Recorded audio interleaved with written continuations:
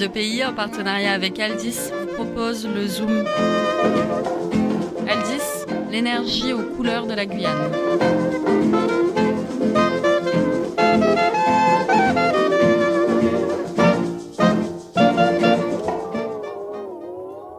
Journal de bord du commandant Smallville, à bord du vaisseau spatial l'Arche des Guyanoutes. Nous sommes partis dans l'espace depuis la Guyane il y a maintenant 10 ans. Le moteur de l'Arche fonctionne toujours et uniquement grâce à nos réserves d'Awara. Les propriétés toujours inexpliquées de cette graine ont en effet réussi à stabiliser la distorsion provoquée par les voyages dans l'espace-temps. Depuis 10 ans, nous explorons l'univers à la recherche de réponses. Date stellaire 2023-05-24. Nous sommes toujours en orbite autour de la Terre à une altitude de 400 km, soit l'altitude de la Station spatiale internationale. J'avais besoin d'un peu de repos suite à nos précédentes missions. Cette nuit pourtant j'ai fait un rêve très étrange. J'étais dans ce qui ressemblait à Cayenne, mais c'est comme si c'était il y a plusieurs centaines d'années. Plus j'y repense et plus ce rêve me semblait cohérent, vivant, une sorte de voyage spatio-temporel. Les effets de l'espace sur le corps humain sont vraiment préoccupants. Karl, avons-nous reçu un message des Guyanotes ce matin ? Oui, commandant. Voulez-vous l'écouter ? Évidemment, Karl, tu crois que nous sommes là pourquoi ? Entendu, commandant. Ça fait longtemps qu'on fait de l'astronomie en Guyane ? Bon, encore une question facile, n'est-ce pas, Karl ? Karl ? Karl, tu m'entends ? Oui, commandant.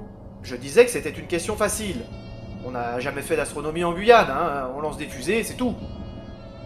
Karl ? Bon, Karl, si tu pouvais arrêter de te comporter comme un adolescent, là, c'est quoi ton problème ? Je n'aime pas vous contredire, commandant. Et c'est reparti. Bon, allez, vas-y, là, je suis fatigué, j'ai mal dormi. L'astronomie moderne est en partie née en Guyane, commandant. Pardon, Karl ? Redis-moi ce que tu viens de me dire ? Commandant, avez-vous entendu parler de l'astronome Richer ? Non. Richer est un astronome venu en Guyane en 1672. Oui, et alors ? Commandant, vous n'avez pas rêvé de cet astronome cette nuit ? Mais, Karl, comment sais-tu de quoi j'ai rêvé ? Tu m'espionnes pendant mon sommeil ou quoi ? Pas du tout, commandant. Alors comment sais-tu que j'ai fait ce rêve ? Oui, j'ai rêvé d'une rencontre avec un astronome à Cayenne, c'est vrai. C'était tellement bizarre, Cayenne me semblait tout petit, à part le fort qui ressemblait au fort Sépérou et quelques bâtisses, il n'y avait presque rien. C'était en 1672, commandant. Et que vous a dit cet astronome ? Ça me revient doucement. C'était le matin très tôt, les lueurs du jour pointaient à peine et j'étais dans une rue proche du fort. Il faisait beau. Je me suis approché d'une sorte de petite bicoque recouverte de feuilles de palme et il est sorti. Richer ? Oui, il me semble qu'il s'appelait comme ça, effectivement. C'était un homme très élégant, il portait un chapeau à bord large, ses vêtements étaient très amples. Qui êtes-vous, l'officier ? J'avais pourtant demandé à ne pas être dérangé par la milice de la compagnie occidentale durant mes heures de travail. Je ne suis pas de la compagnie occidentale, enfin, je suis commandant, mais je viens d'une arche dans le ciel. Bon, écoutez, mon cher ami, j'ai du travail, allez raconter vos états d'ébriété à vos amis du fort, Excusez-moi, mais vous êtes... Jean Richer, astronome de l'Observatoire de Paris au service de Monsieur Cassini, missionné par le roi Louis XIV. Et vous ? Commandant Smallville, je suis guyanais, j'explore l'univers. Oui, eh bien moi aussi. Et certainement mieux que vous, l'officier. Mon ami, retournez donc au Fort Saint-Michel avec vos semblables, j'ai une mesure à faire dans 7 minutes. Fort Saint-Michel ? Attendez, vous êtes à Cayenne depuis longtemps ? Oui, mon brave, je suis arrivé il y a presque 1 an et je peux vous dire que je suis las de cette chaleur équatoriale. Ah, vous êtes astronome, mais pourquoi êtes-vous venu jusqu'à Cayenne ? Ces militaires me désolent, Écoutez, je mesure la position des astres et j'étudie les différences que l'on peut observer entre Paris et Cayenne. Entrez donc, si vous avez 5 minutes, je vais vous expliquer. Commandant, Richer vous a fait visiter son observatoire ? Oui, enfin, observatoire, c'est beaucoup dire, C'était une petite maisonnette d'une 40aine de mètres carrés, recouverte de palmiers, et dont les murs étaient vaguement recouverts d'écorce, J'ai compris qu'il passait le plus clair de son temps dans ce cagibi à faire des mesures. Il vous a parlé des découvertes qu'il a réalisées ? Je crois lui avoir demandé, oui. Monsieur Richer, Vous avez pu observer des planètes, des étoiles? Bien entendu, l'officier. La Lune, le Soleil, Mars, Vénus et un nombre incalculable d'étoiles. J'ai même réussi à voir Mercure par 3 fois depuis que je suis arrivé. Bon, non sans mal, il est vrai. Et ces mesures, vous les faites avec... Un octant, cher ami. Mais d'où sortez-vous, l'officier? Regardez, c'est cet appareil que j'ai placé ici, dans l'alignement de la méridienne, vous voyez? Ah, c'est un énorme sextant, c'est ça? Un sextant? Mais de quoi parlez-vous, l'officier? Vous inventez des mots maintenant, hein? Je- Commandant, votre rêve se situe en 1672. Or, le sextant n'a été inventé qu'en 1730.